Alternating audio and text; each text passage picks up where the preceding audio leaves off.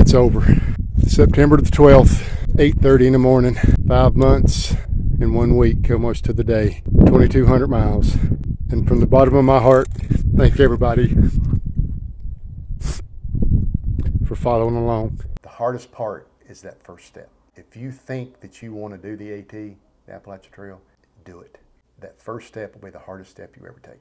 It's the most amazing journey that you will ever take. My name is John Allison.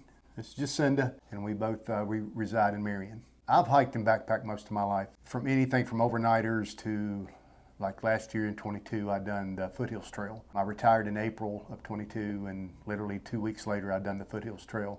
And then started my planning process with some hikes, day hikes, overnighters for my AT attempt in 23. So I'm sure everyone's heard of a bucket list, and that's probably it is the oldest thing on my list, and it goes all the way back to when I was a teenager. A friend and I always dreamed of doing the Appalachian Trail.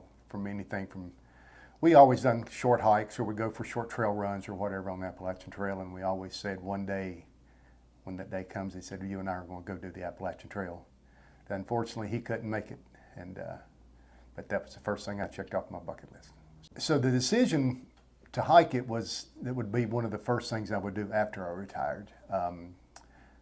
I retired in April of 22, and then I took a year, almost to the day, to plan it, to gather all my stuff, and but the majority of the time was spent getting into hiking shape, and the only way to get into hiking shape is to hike. I come from a running background and a biking background, but if you're going to hike the AT, you need to hike.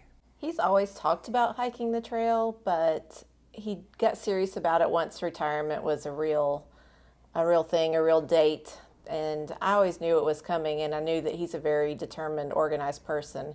When he got serious about hiking as soon as he retired, I knew it was coming, and I was happy for him. I'm really happy that he gets to mark off something off his bucket list. That's not something that everybody gets to do. For me, the biggest concern was food, nutrition, because I knew it would be really tough to eat good, to eat healthy while you were out there. And I had purposely tried to trim down some in the year that I was prepping, so I didn't have a whole lot to play with going out. So the food was probably my biggest concern. My biggest concern was the unknown, and that if something were to happen to him while he was on the trail, that I wouldn't be able to help him or even know about it or find him. So my biggest concern was not being able to stay in constant contact with him. As far as gear, gathering gear, I had most everything already from just doing it a lot. I spent a lot of time in the Highlands, in Grayson Highlands, hiking overnighters. But when it really got down to crunch time, I would load all my gear into my pack. And in place of carrying the food, the weight of the food in the water, I would put books to make up the weight. And I used Hungry Mother State Park a lot.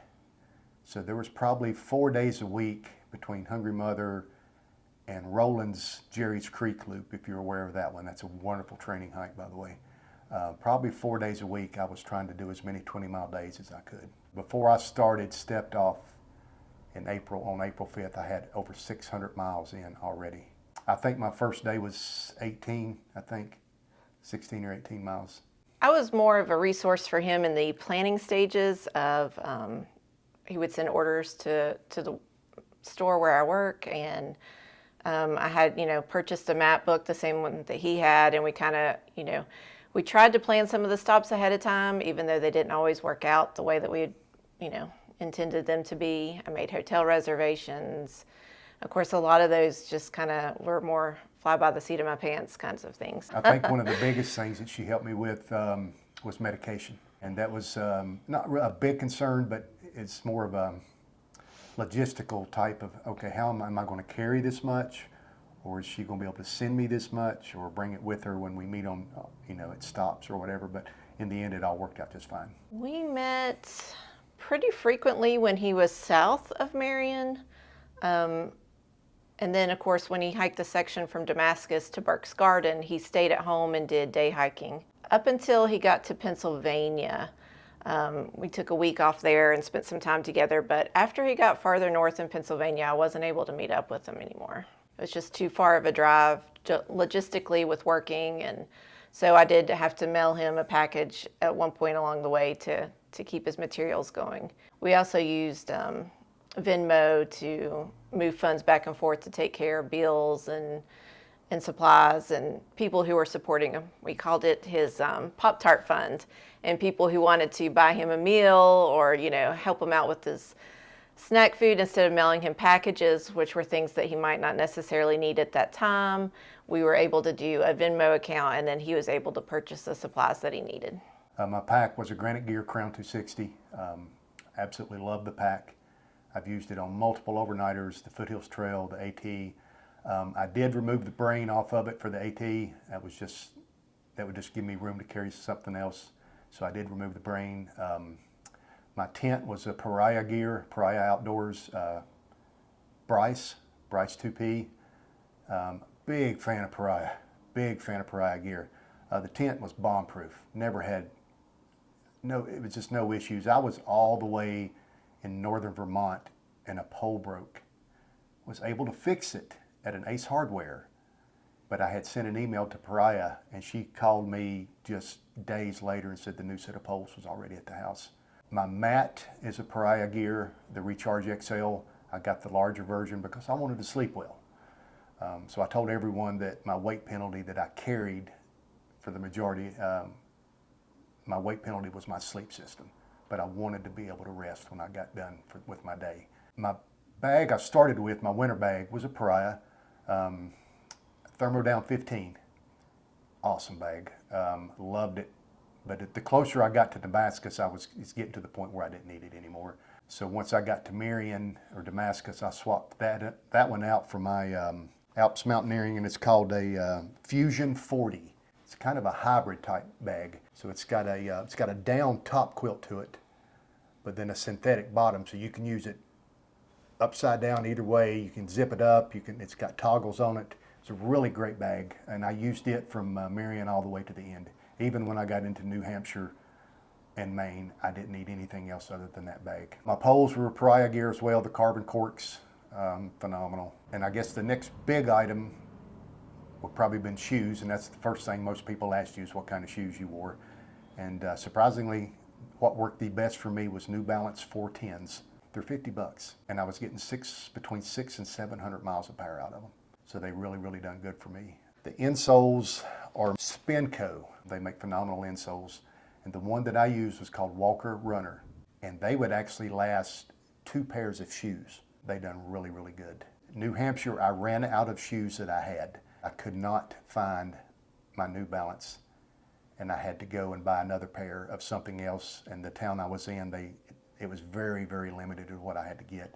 And I knew that what I got at that point would have to take me all the way to Katahdin.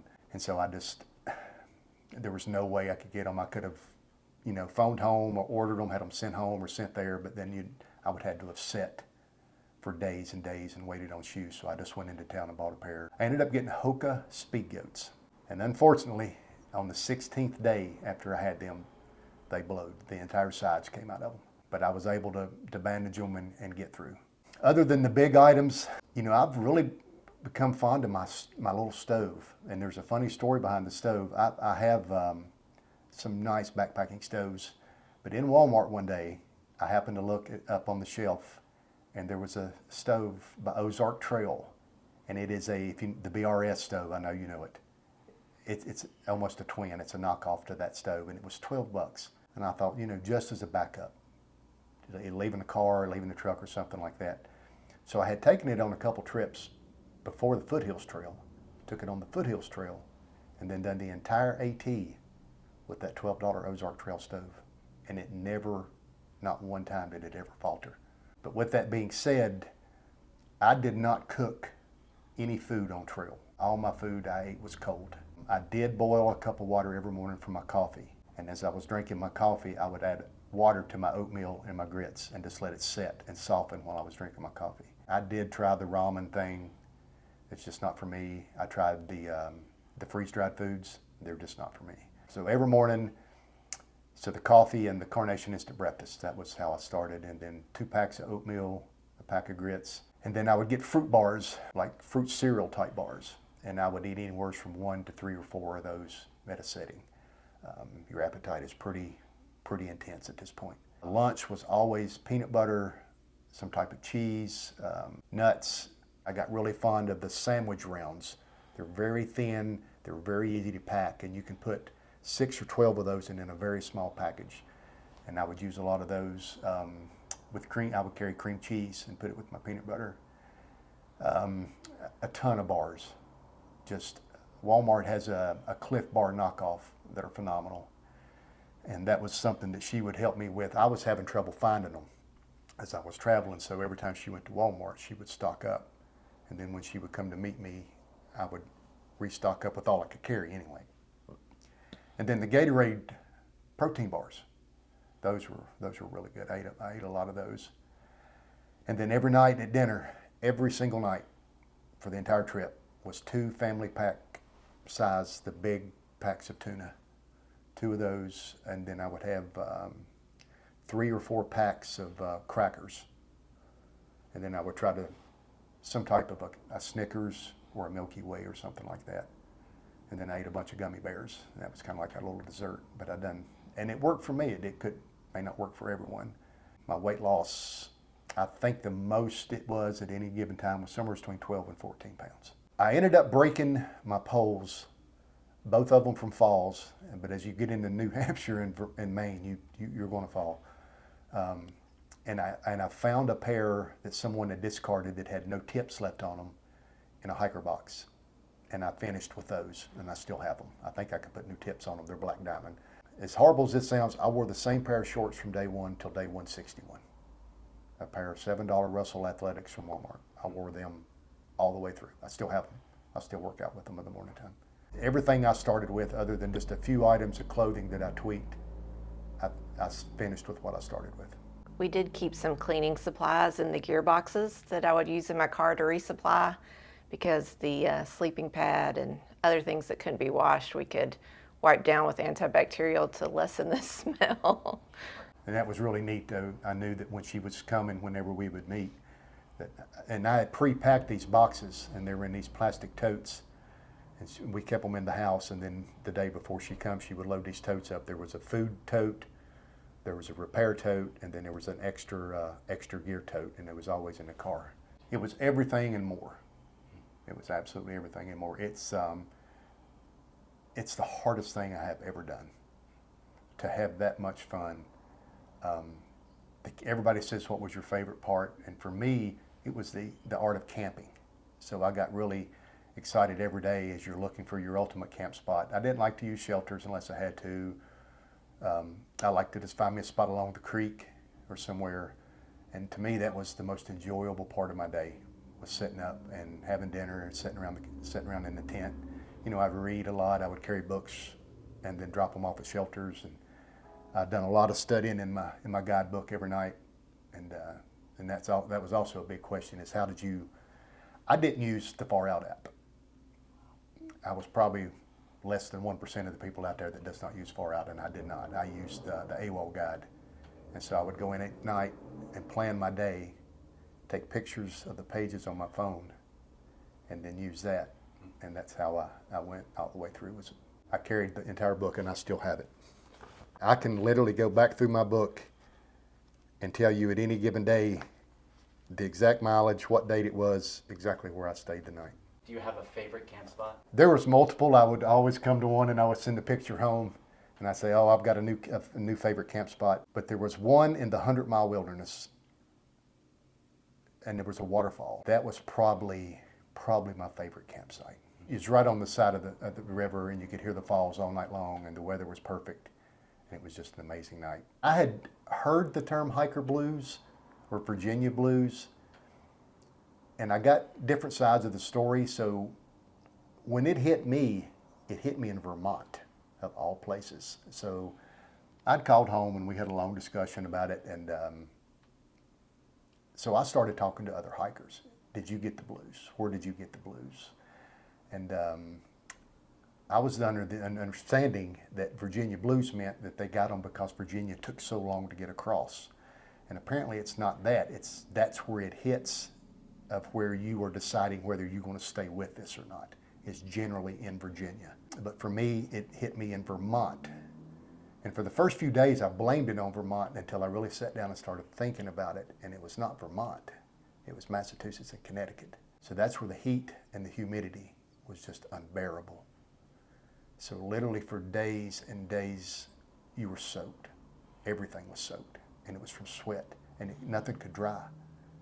And it was just horrible on your skin, your morale. You know, you couldn't unzip your tent. I would leave the rain fly off as much as I could to try to get a breeze, but you would literally be sitting in your tent at, 4:35 in the morning, and the sweat is literally dripping off of you as you're trying to eat, and it's really, really hard on morale. So I got to Rutland, Vermont, and I took 2 days, and I didn't do nothing but sit in a motel and eat for 2 days.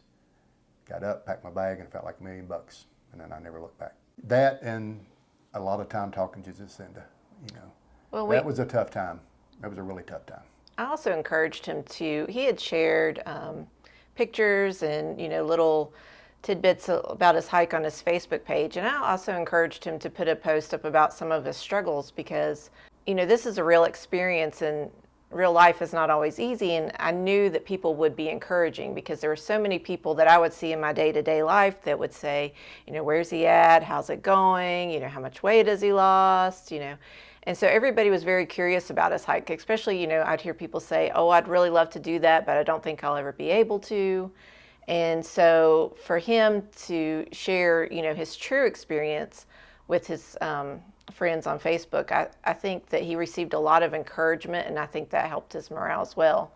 And people would comment on his pictures and, and say, you're doing a good job. I'm so happy for you. And it was very encouraging. It was for me as well to know that there were so many people, in our community that were looking out for him. Yeah, that was at my lowest point, was right there. And so like she said, we decided to share that with the people that were following on the Facebook page. And then from that point on, when I had bad days or bad instances or whatever, I would try to share that just to let everybody know, it's not a bed of roses all the time out here. There were instances of craziness. The kindness of strangers will absolutely blow you away on the Appalachian Trail. It is unbelievable. And probably my favorite number one all-time story from the AT was in Pennsylvania, Lehigh Gap. There's a climb in Lehigh Gap that's famous for going straight up the side of those rocks. And I'd had trail magic that morning. Probably 5 or 6 miles back, I'd had trail magic. It was pretty hot. So I had got to the climb. I had got my water where the book said you could get your water. And I'd done the climb. I got up top. It's a super fun site. So they mined zinc at one point there using trees. So you basically, once you get to the top, you circumnavigate this mountain over to a Forest Service road, and then it takes you back down into civilization. So as I got to the top and started around, I started feeling really bad. And I'm talking not just tired or sweating. I'm talking I was really, really sick. And I made it to a place that was hardly anywhere to set a tent up. So I finally made it to a place, somewhere's about 2 or 3 in the afternoon, and I got really worried because of how bad I felt, how sick I was. So I called Jacinda. Luckily I had service, and I called her, and I gave her exactly the mileage where I was at in the book. I said, it's page this, it's this mileage, and I'm here. And it was about at that point, and I hated for her to hear it, is when I started throwing up. And this went on for about 11 hours. I'd finally got over to a place I could put the tent up, and I laid in my tent with the upper half of my body outside of the tent just so I could throw up. And this went on till about 3 in the morning. And I finally got up, and I hadn't had time to get water or anything, and I had maybe 3 or 4 ounces of water left. I made it to a road crossing at about 6 a.m., and this was right before the 4th of July, and there were some folks setting up trail magic, and they were going to run it for the entire weekend. And apparently I looked pretty bad. The guy says, why don't you just stay here with us for a couple days? You can camp, we'll feed you, we'll take care of you. They had me in a chair, and I'd got some water, I got some electrolytes, they gave me some Gatorade, and a van pulled in. And they were dropping off hikers, and I told him, I said, that's a Trail Angel shuttle driver. I said, if anybody knows where I can go as a sick hiker or somebody that'll take a sick hiker in, because first thing everybody thinks of is noro, and they don't want that anywhere near anything. So I walked over and asked this lady driving this van if she knew of anywhere that I could go that would take in a sick hiker. And she said, get in a van and I'll take care of it. And for the next 3 days, I never left her house. And she took care of me like I was one of her children. And then she took me back to the trail. After I was able to eat my first meal on the third day, she took me back to the trail and dropped me off. And I will never forget that. But her trail name is Mary Poppins in Pennsylvania. And anybody that has hiked through there is probably going to know who Mary Poppins is. She's the most wonderful soul that you will ever meet in your life. She's actually section hiking. So the day she took me back to the trail, she was headed to Virginia to do a 30-day stretch in Virginia. And probably the craziest thing was in Maryland. There's a section called the Rock Piles. It's awesome, fun, little short, and it's these gigantic piles of rocks. And they put the blazes in them, so you kind of have to jungle gym your way through. It was a lot of fun. And so I've cleared the rock piles, and I'm on my way back down, and it's a very, very rocky, just everywhere. There's just these basketball-sized rocks everywhere. And as I'm coming down the trail, there's a tent that looks like it's been through a tornado, and it's setting on the edge of the trail. You know, the pole's in it, but it's broken, all the fabric's torn and everything. And I thought, well, I can't really carry that off of here, but at least I can move it off the trail or something. So I take my trekking pole to go to move the tent off the trail.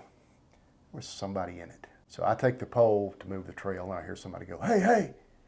And it literally scared me to death. It literally about made me fall backwards. And the guy, and I said, I'm so sorry. I said, I was just moving it off the trail. And the voice said, it's okay. I just came up here to sober up for a while. And so I just kept walking. That was probably one of the crazier things I've seen. So that's usually, other than what kind of shoes do you wear, that's usually one of the first questions that anybody that hasn't been out there, or like, you know, how much did you spend? How much did it cost you? And for me, it was really tough because I already had everything. And so you can't compare, you know, a backpack that I bought 4 years ago to today or whatever like that. And I kept up with it well into Pennsylvania, and then it got just to where I just didn't keep up with it anymore. So my biggest expense traveling was food, and that's mostly what anybody will tell you is going to be your food. And until I got probably into New York, I was resupplying about every 4 to 5 days on less than $60. That's about the average of what it was costing me. Because luckily for me, with my diet and what I was eating, the dollar stores was where I would try to go to. Or a Walmart if you could, but there was dollar stores all the way up the trail. Hostels ranged anywhere from $25 a night for a tent spot to $40 for a bunk and a shower and a wash machine and things like that. And I stayed in those like every other resupply. So like the first resupply, I would just get food, hang out in town, try to eat as much as I could, then I'd get right back on trail. The next time I had to resupply, I would try to find a hostel. If she hadn't come down, then we would get a room. And of course, motels was a big expense. But once she was unable to continue to visit, which was in Pine Grove, Pennsylvania, the trail, that's where we stayed. We stayed an entire week there. And once I left there, I think I only stayed in a motel one more time, and that was in Vermont. So that's a bit, and the further north you go, not only is your food, but your lodging as far as motels, the price is astronomical. You know, my resupply went from $55 to pushing 100, and I was still eating pretty much the same thing. I'd say I'm going to come in on, a lot of people will tell you that you should budget about $1,000 a month, or a little over $1,000 a month. And I think the average time is 6 months, I think, to do the trail. So you're looking at $6,000. But I'm going to say I came in on the very low end. I would be surprised if I spent between $4,000 and $4,500. My pack, my tent, my mat, and my bag together sometimes was less than what some folks were paying, you know, for their tents. But it's what, hike your own hike. You know, do what's comfortable for you, carry what's comfortable for you to carry. Yes, I carried a little more weight for my sleep system, but I slept really good. That's where your body is going to attempt to recover from what you've just done to it. There's all kinds of little tricks, and my fuel, it was funny because I carried an extra can of fuel. So I didn't see any use. People will put fuel in hiker boxes and there's still a little bit left in them. And I just didn't see any need to waste anything. So I carried 2 100-gram cans of fuel. When it was completely gone and you couldn't even light it anymore, I knew it was empty. I would go to my reserve, and as soon as I got to my next resupply, I would get that one and put it back in my bag. And I was getting about 24 to 26 boils out of my 100-gram can before I had to switch to my reserve. And I had literally had a little cheap Amazon pot, G4 free. And it was perfect because I took the scrub sponges that you get for your dishes that are yellow on one side and green on the other with the Scotch-Brite, and I cut those into pieces. And I would put the sponge in the bottom of my pot and then set my fuel can on it. That kept it from rattling. And then the cheapest insoles that you can get, the Walmart brand, they're brown insoles for your shoes. They're like super thin. You would never wear them for anything. But I cut that to the height of my pot, and it went around my fuel can. It done 2 things. It kept my pot from rattling as I walked, and it also pulled the moisture out. So if there was any moisture left from my sponge or my pot, that little absorbing insole pulled that out. And then I had a very small handkerchief, maybe 6 by 6, that I wrapped my stove in, and it laid right on top of that.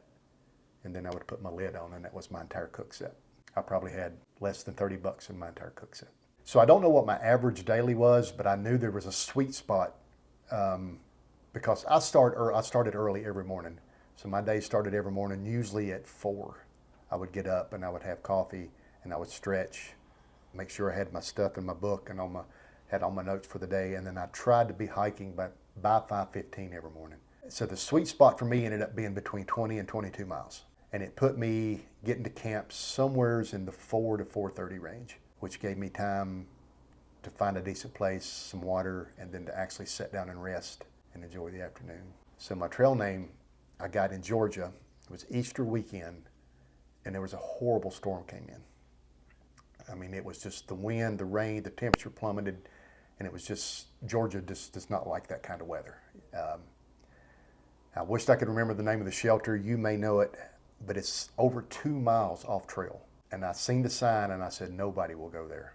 I said, I'm going to go there and ride this storm out. And I got to the shelter, and before the night over, there was probably 30 of us. Under it, in it, around it, everywhere. Everybody was getting off trail. So we were all in the shelter. We got stuck in there for a day and a half. And we were all talking about start times of the morning, what time, how long we hiked of the day, mileage, when we started at Springer and things like that. And it come around my turn and they said, when did you start? I said, April 5th. And this is not very many days into it. And one of the older gentlemen says, dude, you're moving like greased lightning. And so lightning stuck, and I ended up, as lightning was my trail name. So I kept the same speed all the way through, all the way to Katahdin. So when the time you get, New York, Massachusetts, the ones that are left, everybody is moving at a good clip at that point. My trail legs kicked in. I had most trail legs before I ever started because of what I'd done. But once you start getting near the Smokies, you start to notice a difference in what you're able to do. And then, of course, once you get out of the Smokies, you've got a long stretch where you can really, if you want to concentrate on mileage, that's a place to do it. Because once you get to northern Vermont, your mileage days are over. I don't care how good a shape you're in, how good a hiker you are. When you get up there, I think that the longest day I had until I got in the 100-mile was maybe 14 miles. Your body, it takes a while for your body to recover. My knees are still in the recovery mode. Everything else is doing well. The weight has come back with a vengeance. If I'd done it again, and we thought about it on this hike, it's flip-flop. Because I'm very fortunate that I live basically on the trail. I live in a trail town. And looking back, I kind of wish that's what I had done, was hiked home and then took a bus or a train or something to Maine and then walked back home again. Because up to a certain point, she would come and visit. You know, it was 4 or 5 times we would come and we'd have a weekend together. And we both knew that the time was coming to where when I walked off that day from the trail, that was it. That I wouldn't get to see, we wouldn't get to see each other again. And that was a very tough day. And it was in Pennsylvania. But looking back, and if I'd done it again, I think I would flip-flop. And I did notice this year there's quite a few. And there's different reasons for that. One would have been, for me, you know, I live here, it would just been very convenient to walk home and then get a train and walk home again. But the floods this year, the rain that we had to endure,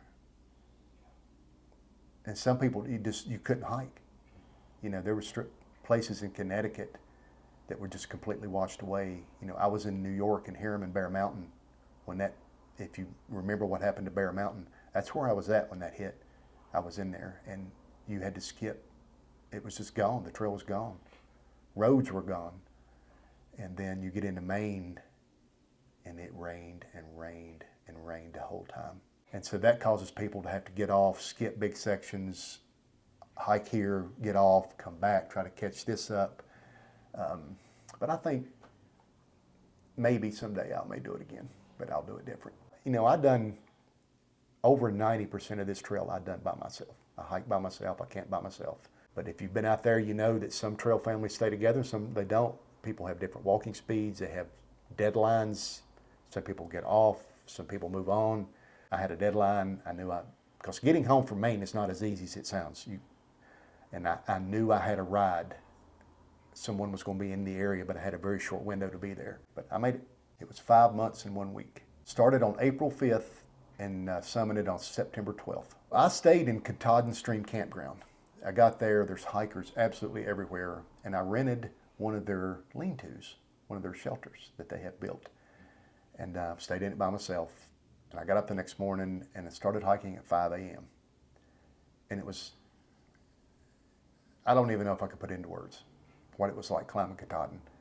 And then the views were just spectacular.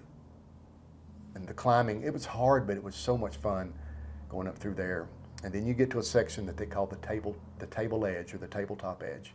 And it's where you stop going almost vertical and you start sloping off as you're going to the summit. And then the entire mountain got socked in.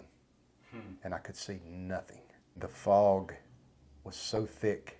I was soaking wet and it wasn't raining a drop. I couldn't hardly keep the water off my phone to try to take the pictures. But what was funny is I got there, I was the only one on the mountain.